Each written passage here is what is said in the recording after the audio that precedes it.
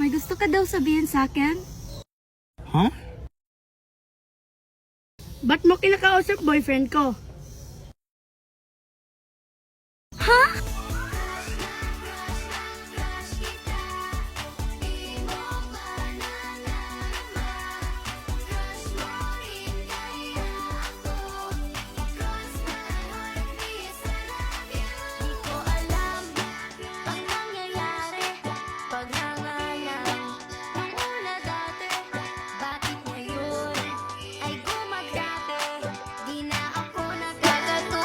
Iya, ano nangyari sa'yo?